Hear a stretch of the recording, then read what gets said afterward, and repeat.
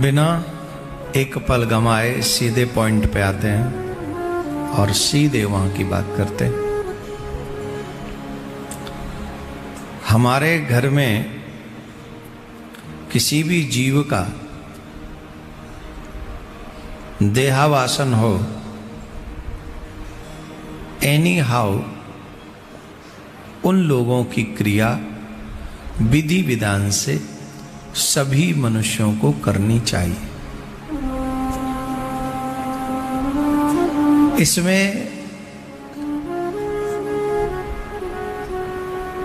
पिता के निमित्त किए हुए दान का फल, ध्यान से सुनना, ये सारी चीजें बहुत महत्वपूर्ण होती हैं।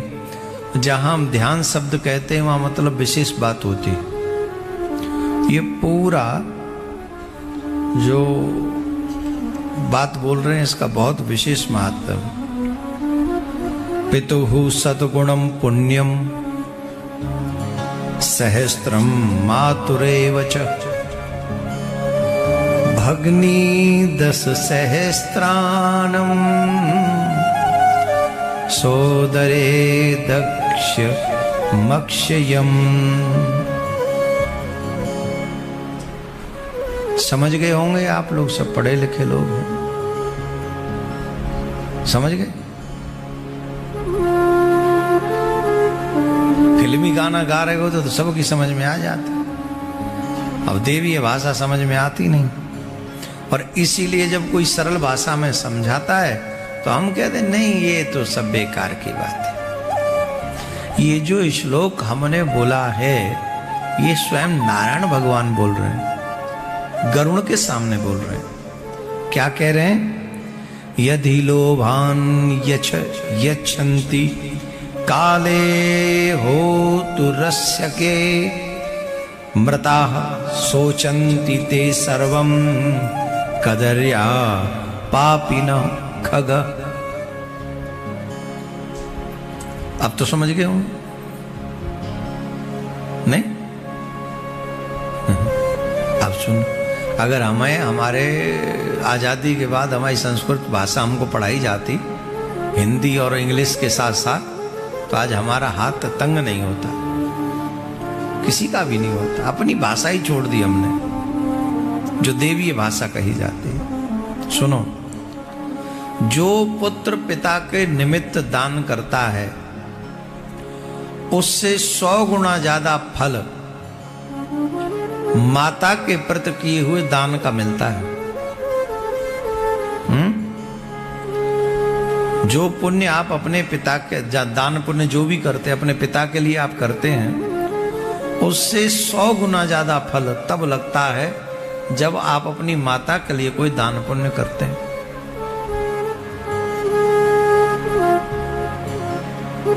पर भगनी के प्रति जो अपने पिता के निमित्त दान देता है उससे 100 गुना फल माता के निमित्त दान करने से मिलता है। और जो अपनी बहन के निमित्त दान करता है, हमारे यहाँ बहन को बड़ा सम्मानीय माना गया है, जो अपनी बहन के निमित्त कुछ दान पुण्य करता है उसका 1000 गुना फल मिलता है। मम्मी से भी 900 गुना ज्यादा है। तो जिनकी बहनें शुभ कार्य न कर पाई हो उनको अपनी बहन के नाम से अगर आप कुछ पुण्य करते हो तो उसका 1000 गुना ज्यादा फल मिलता है। उससे भी बड़ी बात, ये कितना? 1000 गुना, 10,000 गुना फल मिलता है अगर कोई अपने भाई के निमित्त दान पुण्य करे। 10,000 गुना। भ्राता के निमित्त दान देने से अक्षय फल मिलता है दाता को, जो भी करता है। अच्छा, भाई के प्रति कितने लोग करते होंगे? कोई नहीं करता, वो बेटा करेगा। पिता के लिए तो चलो कोई मजबूरी में भी कर देते हैं, मां के लिए भी करते ही हैं लोग, बहन के लिए कोई नहीं। और भाई के लिए तो बिल्कुल भी नहीं करते, वो तेरे बच्चे करेंगे, हम क्यों करें। पुराण में देखिए कितना 10,000 गुना ज्यादा फल मिलता है भाई के लिए सत्कर्म करने पर मनुष्य को। उस दाता को अक्षय फल मिलता है, नष्ट नहीं होगा कभी भी। ऐसा फल मिलता है जो मनुष्य अपने भाई के लिए शुभ काम करता है। और क्या फल है उसका? बोले कि दाता को कोई उपद्रव नहीं होता, वह न यम यातना भोगता है, और मृत्यु के समय उसे यमराज के दूतों का भी भय नहीं रहता। जो अपने माता पिता बहन और भाई का कोई भी सत्कर्म अच्छे से करता है, दान पुण्य उनके नाम से करता है। तो अपने भाई का नाम लेके आज कुछ कर दो, 100 रुपया ही कर दो, पावरे हो कि हम अपने भाई के निमित्त 100 रुपये दान करें। 100 रुपये मतलब मुझे नहीं करने कि मुझे ही दे दो, मैं नहीं कह रहा हूं, पर 10,000 गुना फल मिलना है तो कोई तो अच्छा काम। हम तो कह रहे हैं आज जो प्रियाकांत जो के यहाँ पर दीपदान हो रहा है वही अपने बहन के नाम से, हम तो कह रहे हैं एक एक दीपक जो मम्मी के नाम से, पापा के नाम से, बहन के नाम से और भाई के नाम से। भैया 4 दीपक तो हमारे नाम से भी जलवा दें, तुम्हें 100 गंधे हम दे दें भैया।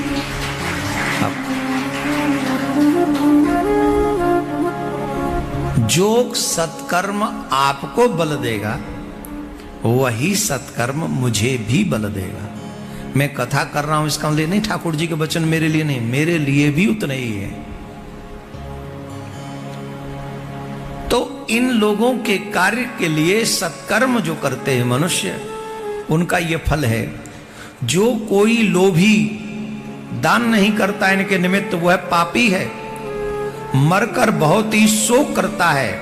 अभी हम ऐसे नहीं बोल रहे हैं, पहले श्लोक सुना देते हैं। श्लोक सुनाने से क्या होता है, ऐसा लगता है जैसे प्रमाणित बात कह रहे हैं दान की, नहीं तो बोले गए मनगढ़ंत बात है। तो पहले श्लोक सुनो। पुत्रा प्रौत्रा सह भ्राता सगोत्रा स्वदस्तते ददति नातुर दान यतः ब्रह्मघा नास्ते न संशय। जो कोई लोभी दान नहीं करता वह पापी मरकर बहुत शोक करता है। यदि अंत में उसके पुत्र प्रौत्र मतलब बेटे का भी बेटा, मरने के बाद उसका बेटा या बेटे का भी बेटा,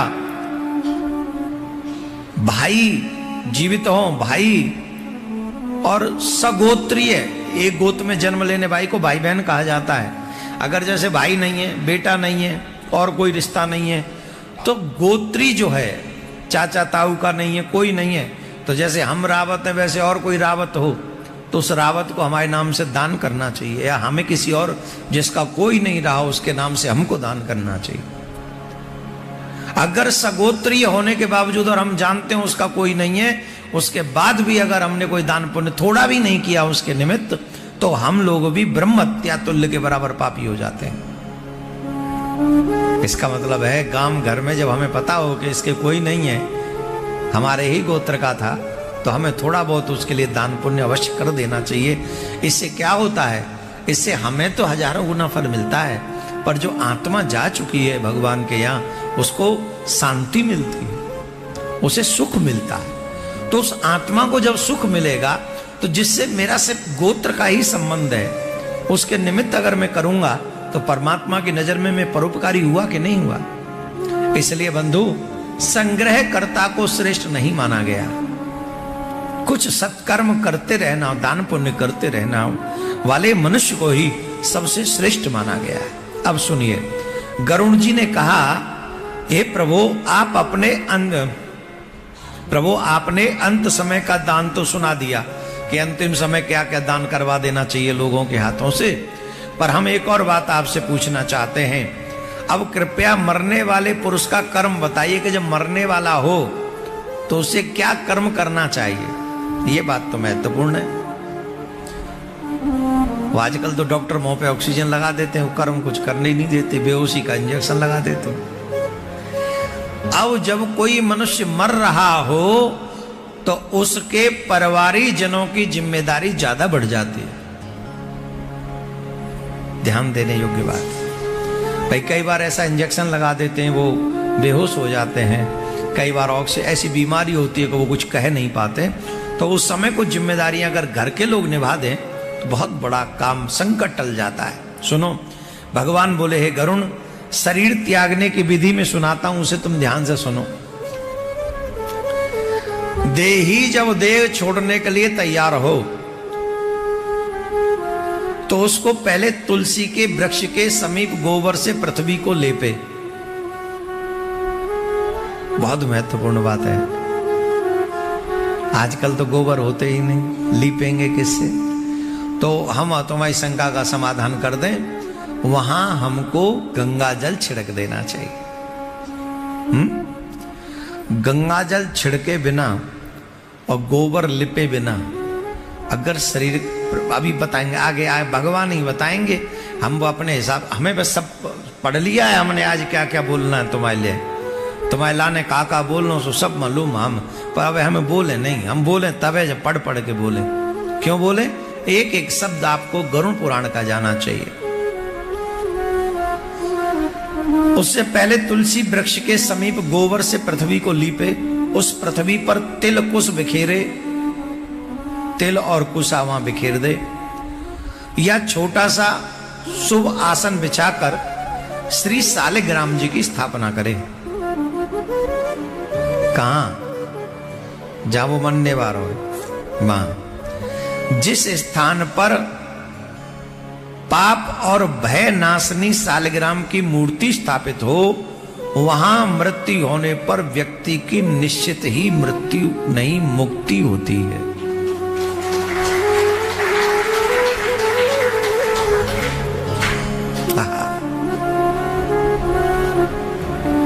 भैया बीमार आदमी जहां हो, वहां हॉस्पिटल में हो, सालिग्राम की स्थापना कर देनी चाहिए। जब पता चले कि वो बाप पे चल गए वेंटिलेटर पे, और वेंटिलेटर पे तो मरो ही समझो तुम, जिंदो ना है, वो पंप दे दे के वो डॉक्टर लोग, मैं सबसे नहीं कह रहा हूं भाई, सब बड़े अच्छा काम कर रहे हैं, फालतू की काय लड़ाई कलेश मोल ले। हमारे यहाँ बहुत बड़ा हॉस्पिटल हो, बंद ही है, फंदू ही कटगो वाको कटेगो, जो काऊ को बुरो करेगो वाको तो भलो है ना सके, और बड़ी पैसा वारी ले गई लंप है। अब कहां है? अब कहां धरे हो बता, कहां रहेगा वो? तेरे महल चौबारे यहीं रह जाएंगे सारे, तेने बहुत से लोग मार डारे, अब तू भी कर ले तैयारी, अब है गई मृत्यु तैयारी, तू कैसे बचेगी हत्या। पूरा भजन बना दूंगा मैं उस पे। हाँ, आप सिर्फ पैसे के लिए अगर व्यक्ति की जान से खेलेंगे तो ठाकुर जी कठोर सजा आपको देगा, इतनी बड़ी सजा देगा आप बच नहीं सकते। इस संसार में हर चीज की कीमत लगा सकते हो, पर किसी की जान की कीमत नहीं लगा सकते। आप जबरदस्ती टुंडा ठोक देते, बोले क्या वेंटिलेटर पे है, वेंटिलेटर पे आईसीयू में इसलिए है क्योंकि पैसा ज्यादा आएंगे। क्या बात करते हो? छोड़ो, खैर हम ये बात नहीं कर रहे हैं, हम तो ये कह रहे हैं कि अगर वेंटिलेटर पे भी हो, आईसीयू रूम में भी अगर कोई अपना परिवारिक जन हो, तो हमको वहां भी सालिग्राम, जब देख रहा हो कि हालत खराब है, तो वहां पर भी सालिग्राम की स्थापना, स्वच्छ पवित्र, थोड़ा तुलसी जहां होगा वहां शुद्ध हो गया। आसन के आसपास तुलसी बिछा दो, आसन तुलसी का ही दे दो, थोड़ा सा छोटा सा आसन ले। अब ये नारायण भगवान कह रहे हैं मरने वाला, अब जहां व्यक्ति मर रहा है उससे ज्यादा पवित्र जगह होगी कोई? बोलो।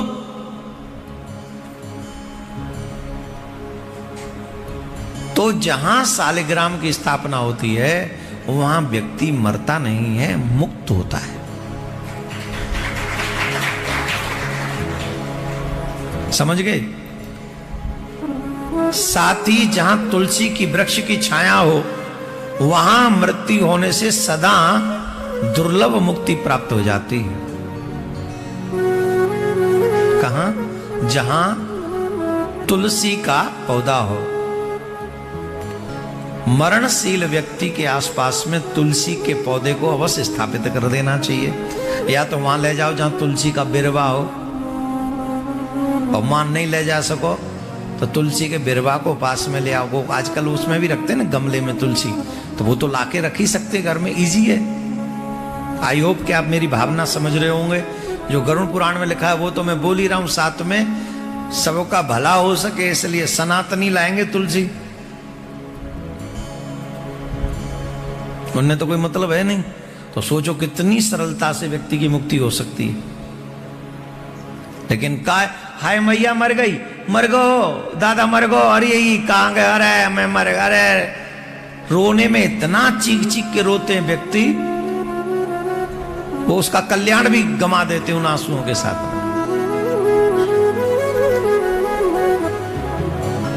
बजाय हाय तौबा करने के सबको यात्रा कंप्लीट करनी है, ये जानकर यात्रा जो करने वाला मनुष्य है उसे कोई कष्ट ना हो, ऐसा सुंदर कार्य करना चाहिए।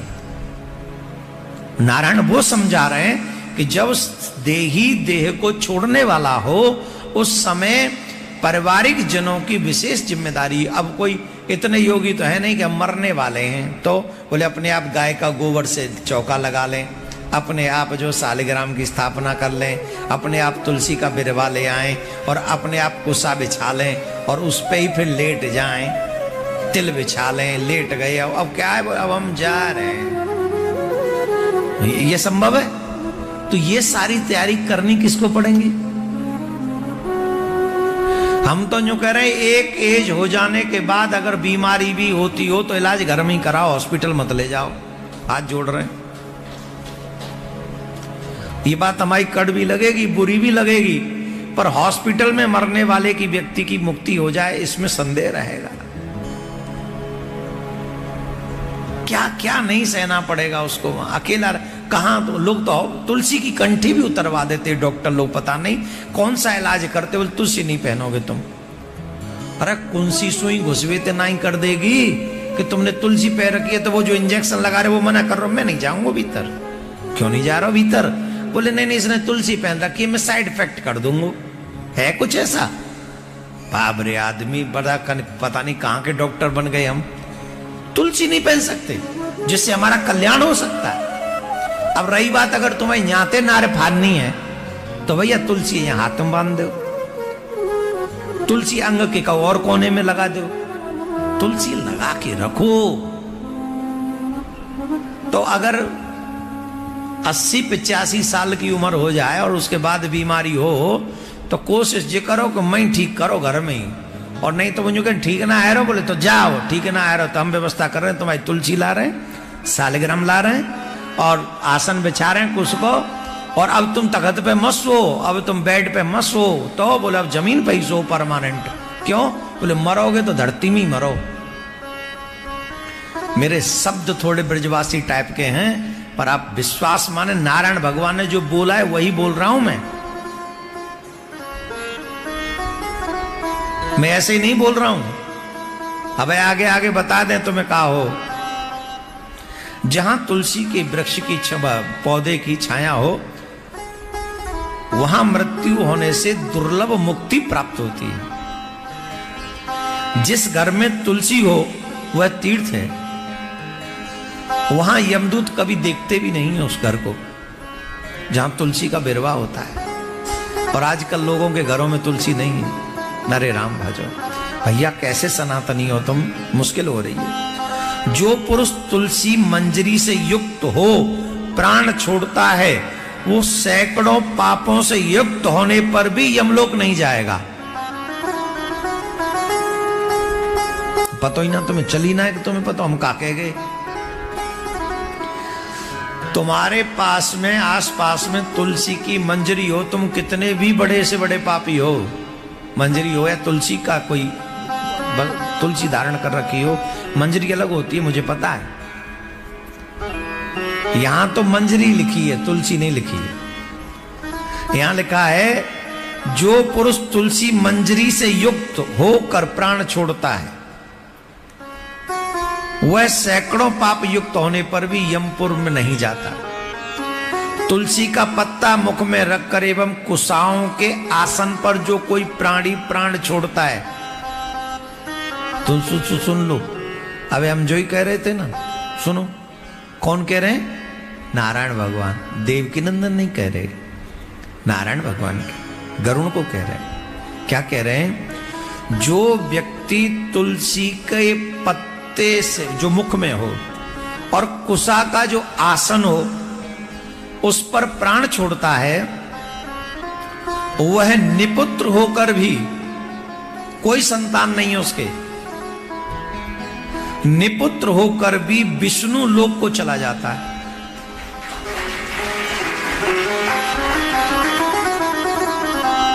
तीनों प्रकार। अब बताओ कितनी, अब मैंने कहा कहीं हॉस्पिटल के बेड छोड़ो, बिस्तर छोड़ो, अब बिस्तर पे कुशासन तो बिछाओगे नहीं, तुम बिछाओगे नहीं, बिछा सकते, वो पृथ्वी पे ही बिछेगा।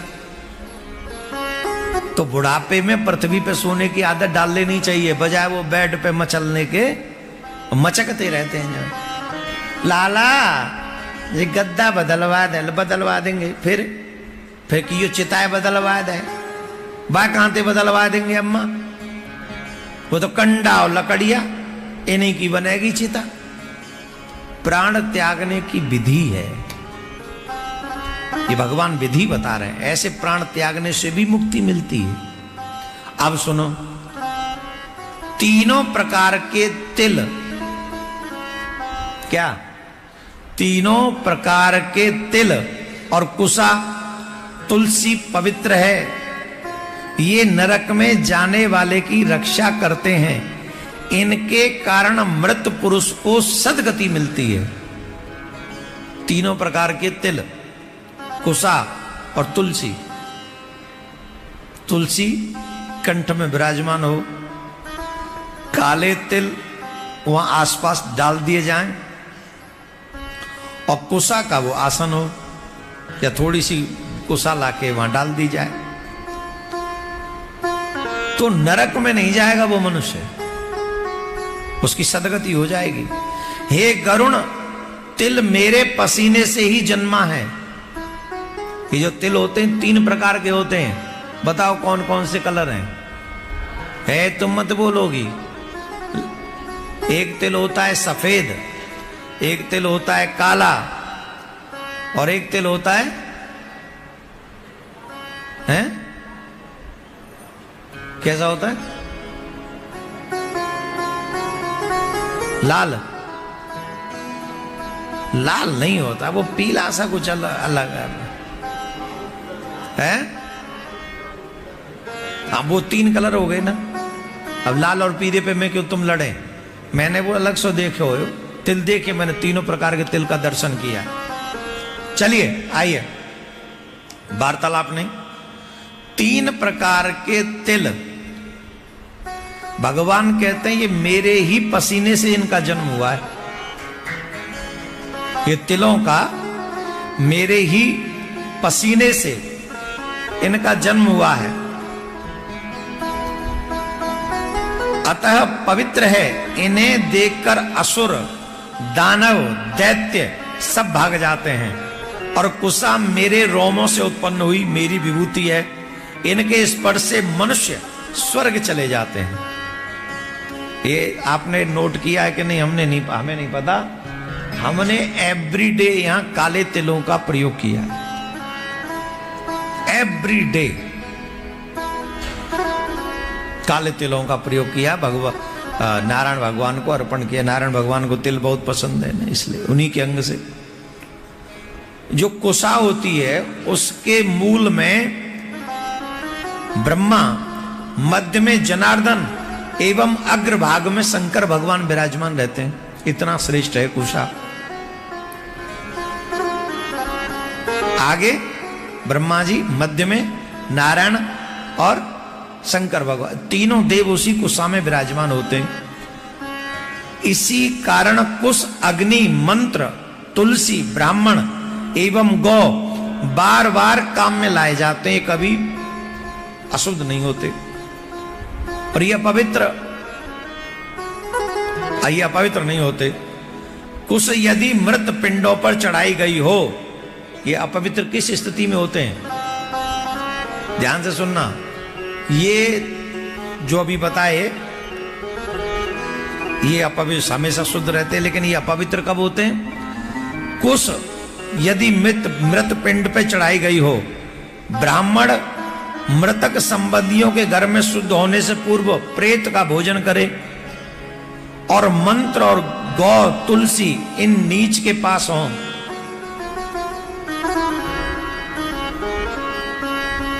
चिता की अग्नि, तब ये लोग अपवित्र होते हैं। चिता की अग्नि हर अग्नि पवित्र है, पर चिता की अग्नि को पवित्र नहीं मानते, वो अपवित्र अग्नि मानी जाती है, बाकी सारी अग्नि पवित्र है। राधे राधे बोलना पड़ेगा। गोबर से लिपी पृथ्वी, दर्भ तिल बिछाकर मृत्यु सैया करनी चाहिए। सैया के ऊपर छत या खुला आकाश नहीं होनी चाहिए। सैया के ऊपर छत हो, खुला आकाश नहीं होना चाहिए, छत होनी चाहिए।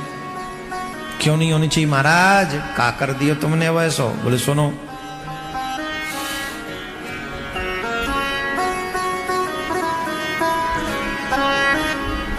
जहां खुला आकाश के नीचे जो मृत्यु होती है वो सुरक्षित नहीं मानी जाती है।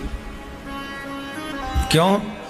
बोले राक्षस भूत प्रेत पिशाच यमदूत बिना लिपि अशुद्ध पृथ्वी पर, घाट पर एवं खुले आकाश वाले स्थान पर प्रवेश करते हैं। इसलिए मृत्यु खाट पर भी नहीं होनी चाहिए। खाट माने जो बिस्तर जिस पे आप सोते रहते हो, जो अशुद्ध हो रखा है, तमाम बुरी बुरी चीजों से हरकतें, वहीं खाना पीना सब चलता रहता है तुम्हारा, वैसे बिस्तर पे बैठ के कभी भोजन भी नहीं होना चाहिए, खाना पीना नहीं होना चाहिए, भोजन भात सब। बिस्तर आजकल शुद्ध नहीं रहे, पहले तो फिर भी शुद्ध रहते होंगे, अब तो सब भंडारों पूरा ही है, मतलब कहीं छोड़ा नहीं है किसी लायक। तो इसलिए मृत्यु खाट पे नहीं होनी चाहिए। खाट पे माने बेड पे नहीं होनी चाहिए, नीचे ले ही लो। आजकल लोग नहीं लेते, मैं दबाते रहते, हाँ अम्मा कहा हो मैयो बाबा ठीक है, अरे ठीक ना है माँ, ठीक है वे जा रहे हैं, नीचे उतारो। मुझे तो दृश्य याद आता हमारे बाबा का, बहुत छोटा था, बहुत छोटा था, मैं बहुत छोटा था तब। अरे बोलती बंद है गई, अब नीचे उतार लो। ये सब संकेत मिल जाते हैं कि मृत्यु होने वाली है, तो उसके संकेत मिलने के बाद पृथ्वी पे ले लेना चाहिए। खुले आकाश में नहीं लेके जाना चाहिए, छांव में ही रखना चाहिए, खाट पे नहीं रखना चाहिए, अशुद्ध पृथ्वी पे नहीं रखनी चाहिए। पहले गंगा जल छिड़क दो नीचे। अब गोबर तो कहां से लाओगे इतनी जल्दी, कहां से लेप करोगे? तो सबसे श्रेष्ठ काम है गंगा जल छिड़क दो। आसन अगर कुशा का है तो वो बिछा दो, और के तिल वगैरह डाल दो, तुलसी दल उनके मुख में डाल दो, गंगा जल भी उनके मुख में डाल दो। आगे गंगा जी का भी बताएंगे भगवान, वो हम बाद में बता रहे हैं। अभी हम ज्यादा ही लपक रहे हैं, जल्दी जल्दी बोल जा रहे हैं सब। हम इस चक्कर में ज्यादा आपको सुना दें, इसलिए लाभ है ना। इन स्थानों पर मृत्यु न होने दें। किन किन जगह पे? बिना लिपि अशुद्ध पृथ्वी पर, खाट पर एवं खुले आकाश वाले स्थान पर। यहां पर इन लोग किसी भी व्यक्ति की मृत्यु न होने दें। इसलिए अग्निहोत्र, श्राद्ध, ब्रह्मभोज, देव पूजन, मृत्यु सैया आदि गोमय लेप मंडप बनाकर ही करना। गोमय मतलब गोबर का चौका लगाकर फिर ये सारी चीजें करनी चाहिए। मरणशील पुरुष को पृथ्वी पर लीप लगाकर, तिल दरवाद बिछाकर मंडप पर ही सुलावे। फिर उसके मुख में स्वर्ण का पंचरत्न डालें, स्वर्ण डालें, पंचरत्न डालें। श्री सालिग्राम का चरणामृत पिलावें। श्री सालिग्राम का धोवन जल बिंदु मात्र भी यदि मरणशील को मिल जाए तो उसके पाप उसी समय कट जाते हैं और वो वैकुंठ को चला जाता है। देखो भैया, ऐसी कथा गरुड़ पुराण में ही है सके। अगर कोई घरवारों मरेवारो हो, वयोवृद्ध कोई, और लगे कि इसके प्राण निकलने वाले हैं, तो सालिग्राम के जो स्नान के बाद जो जल होता है, और ना हो तो एक बार एक्स्ट्रा करा देना ना दोपहर में। शाम को जा रहा हो तो शाम को करा दो, रात में जा रहा हो तो जल स्नान करा दो, शालिग्राम कहेंगे तो स्नान का टाइम नहीं, बोले देख नहीं रहे हो घर में क्या हो रहा है। जिन घर वालों की कमाई आप चक्क मलीदा भोग लगाते रहे हो, अगर वो जा रहे हैं तो उनके लिए एक बार आप स्नान नहीं कर सकते एक्स्ट्रा, तो शालिग्राम भगवान प्रसन्न हो जाएंगे। तो उनका धोवन जल जो है वो लेकर वो पिला दें तो उसका फल क्या है, मरणशील आदमी सीधा बैकुंठ जाएगा। देखो भैया बैकुंठ जाएगा, अच्छा हाँ बैकुंठ जाएगा। वैसे हमारी तो यात्रा गोलोक की तरफ की है, बैकुंठ की तो बोला वो चाहने वाला जिसका उपासक होगा वो वहीं भेज देंगे, उनको तो पता ही है सब। शालिग्राम नारायण का भी स्वरूप है और राम जी का और कृष्ण भगवान का भी स्वरूप है। अब सुनो, अनंतर महापाप नाशक गंगा जल पिलावे। अंत समय गंगा जल सब तीर्थों के स्नान के पुण्य का फल देने वाला होता है। जो मनुष्य मरणशील व्यक्ति को गंगा जल पान करा देते हैं वो उसी क्षण सभी तीर्थों में स्नान का फल प्राप्त कर लेते हैं। यह जलपान शरीर शुद्धि के लिए 1000 चंद्रायण व्रत के पुण्य के समान कहा गया है। हम तो एक बात कह रहे हैं भैया, जिनकी उम्र 65-70 साल है गई है, जिनके घुटनों में दर्द है, जिनके कंठ में गुड़ुर गुड़ुर होती है, आपसे मेरा निवेदन है हर दिन गंगा जल पान किया करो। न जाने कौन कौन से पाप बने होंगे जिससे आपके पाप कट जाएं। हैं गंगा जल, अब कई लोग तो मुझे घूर घूर के देख रहे हैं तो आप तो हमें मारने पे ही तुले हो। अब भैया आप सिर्फ ये देख रहे हो कि मैं आपको मारने पे तुलाऊं, ये तो सही है कि आप मरोगे, पर देखो मैं एक बात पे तुलाऊं, मैं तुम्हारी मुक्ति पे तुलाऊं, कैसे भी तुम्हारा कल्याण है जाए इस पे तुलाऊं।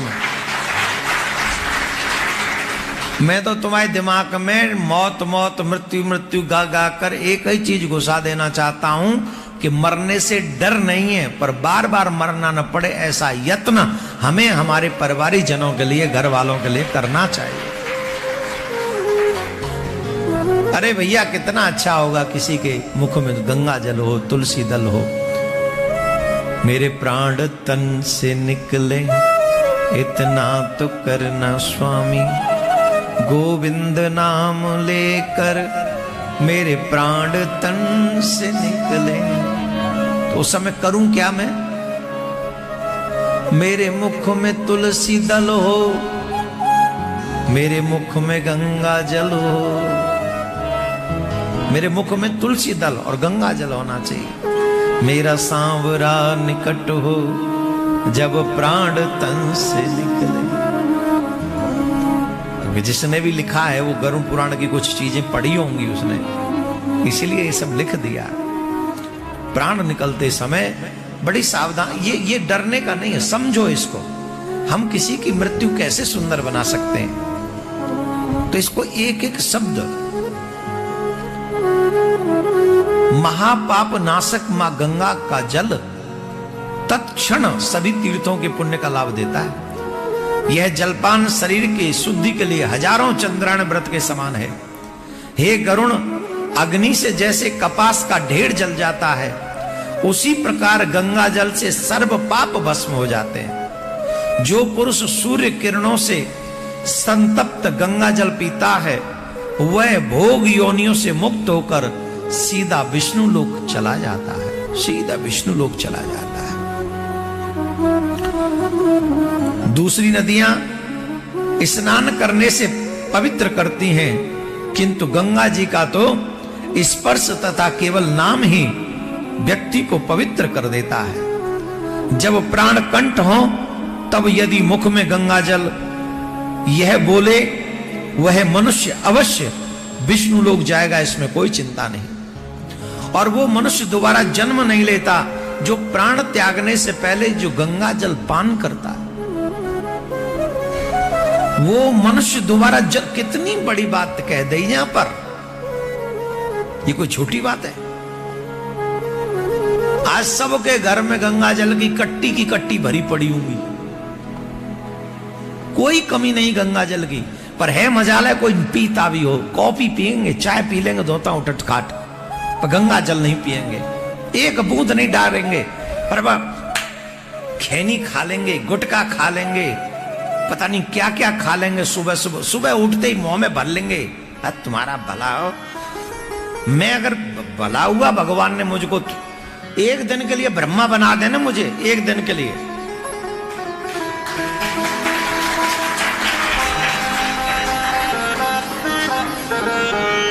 एक दिन मैंने के थूतरे सही कर दूं मैं। कितनी अच्छी जीवन भगवान ने हमको दिया है, कितने अच्छे दांत दिए, कितना अच्छा हृदय दिया है, कितनी अच्छी बुद्धि दी है।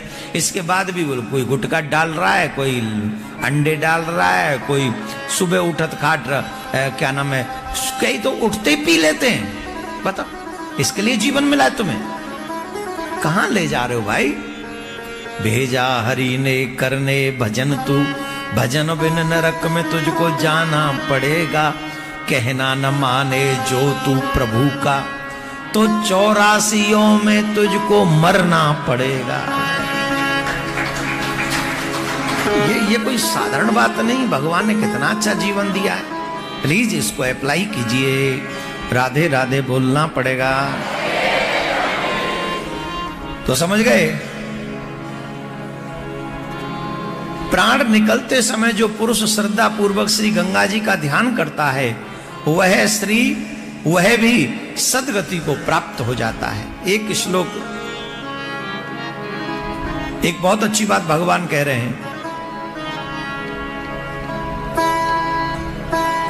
हे गरुण, मरणशील प्राणी श्री गंगा जी का ध्यान नमस्कार करने के बाद यदि अंतिम समय में श्रीमद् भागवत का एक श्लोक अथवा वेद मंत्र का पाठ करे या सुन ले, तो वो ब्रह्मलोक से कभी नहीं लौटता, कभी नहीं लौटता। भैया एक बात सुन लो, एक श्लोक वेद मंत्र तो सबको सुनने का अधिकार नहीं है, पर भागवत जी के श्लोक सुनने का अधिकार सबको है। कृष्णाय वासुदेवाय हरे परमात्मने प्रणतक्लेश नाशाय गोविंदाय नमो नमः। वसुदेव सुतं देवं कंस चाणूरमर्दनं देवकी परमानंदं कृष्णो वंदे जगद्गुरु। इस श्लोक को आप रिकॉर्ड करके रख लो। हम कहेंगे ये सोशल मीडिया वाले लोग आपके पास इसे रिकॉर्ड करके भेज दें, एक अलग से वीडियो बना दें।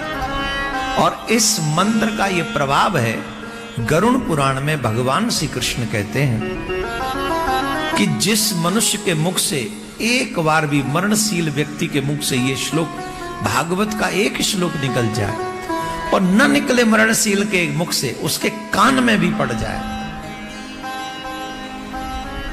भागवत का एक श्लोक भी अगर वो उसके कान में पड़ जाएगा, तो वह कभी भी ब्रह्मलोक से वापस नहीं आएगा। अब आप सोच रहे होंगे हम अंतिम समय पर ही सुनेंगे इस श्लोक को। कौन जाने घर वालों को याद रहे न रहे, कौन जाने कोई हमें सुनाए न सुनाए, कौन जाने हमारे मुख से निकले न निकले। इसलिए practice makes a man perfect. हर दिन जब फ्री हो, हर दिन जब जीवन में जब भी संकट आए, तो सिर्फ ये श्लोक गुनगुना दिया करिए, ये श्लोक गाया कीजिए। कृष्णाय वासुदेवाय हरे परमात्मने प्रणतक्लेश नाशाय गोविंदाय नमो नमः।